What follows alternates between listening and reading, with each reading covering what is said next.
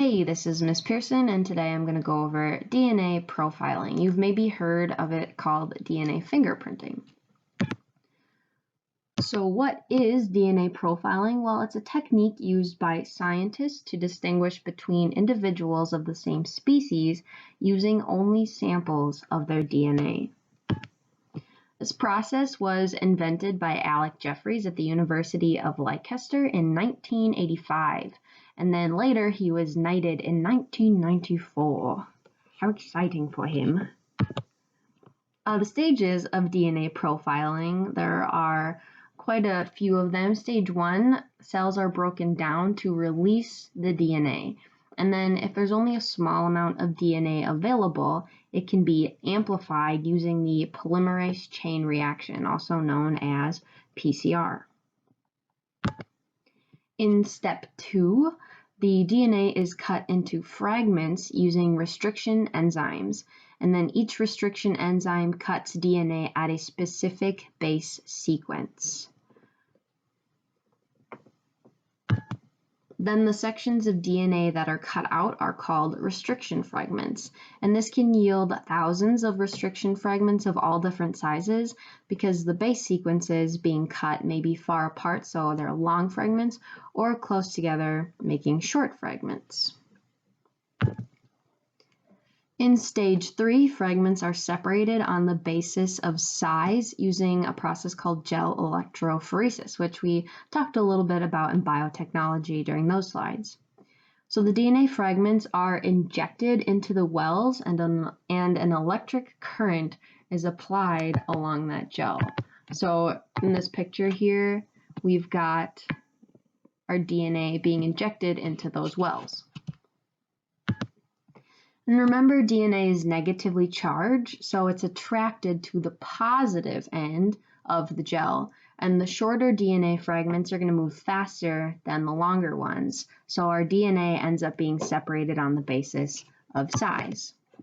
So remember, here's our positive end. We've got our larger DNA being towards the top, and our smallest DNA moves further and faster towards this positive end. So once that is done and that's the gel is finished, the radioactive material is added to combine the DNA fragments to produce a fluorescent image. So a photographic copy of the DNA bands can be obtained. And then in stage 4, the pattern of the fragment distribution is analyzed. So DNA profiling is used to solve crimes and medical problems. So like if there was a crime, a forensic scientist, they will use scientific knowledge in legal situations. And the DNA profile of each individual is highly specific. The chances of two people having exactly the same DNA profile is 30 billion to 1, except for identical twins. And the biological materials that they use for DNA profiling are blood, hair, saliva, semen, body tissue cells. So how does it work, DNA profiling?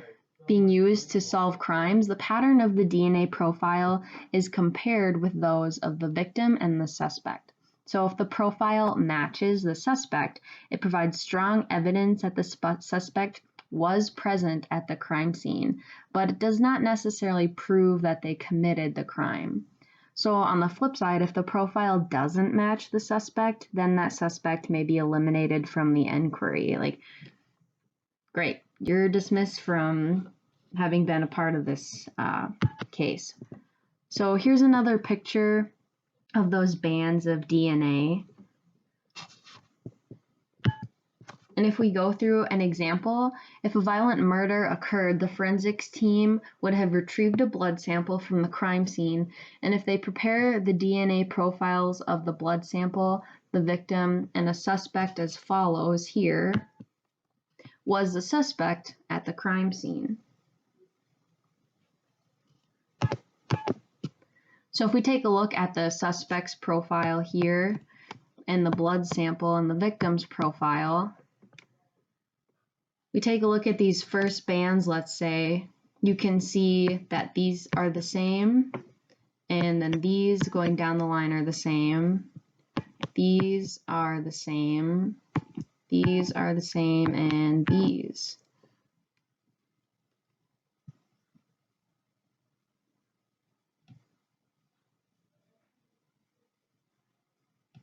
Right?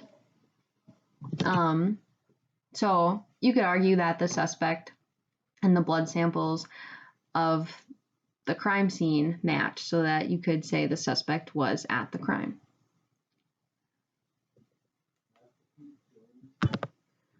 Okay, so they also use it to solve medical problems. So DNA profiles can be used to determine whether a particular person is the parent of a child. A child's paternity, the father, and maternity, the mother, can be determined. And this information can be used in paternity suits or inheritance cases or even immigration cases. So if we go through an example, a paternity test, by comparing the DNA profile of a mother and her child, it's possible to identify DNA fragments in the child which are absent from the mother and must therefore have been inherited from the biological father. So if we take a look at another example here, we've got our mother, our child, and this man who may or may not be the father. So if we look at these first ones here, we can see that the child and the mom match, so we'll give them a little check. And then the child, looking at mom, there's nothing here. If we look at dad, these ones match, check, check. If we go down to the next one in the child, those match with dad. And we go back to the child's next fragment, this matches with mom. And then here, we've got the child. This last one matches with dad. So, you are the father. Exciting. So some famous cases where DNA profiling was used. In 2002, Elizabeth Hurley used DNA profiling to prove that Steve Bing was the father of her child, Damien. Another famous case, Colin Pitchfork was the first criminal caught based on DNA fingerprinting evidence.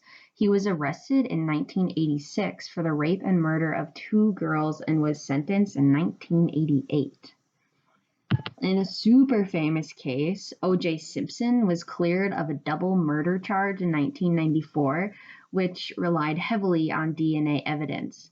And this case really highlighted difficulties that were had in the lab to go through this process of DNA profiling. So if we look at the actual DNA profiling that they did for this case, let's see if we can kind of investigate this. So here's O.J. Simpson, right? And here's this number 13, whatever that says. And then here's N. Brown.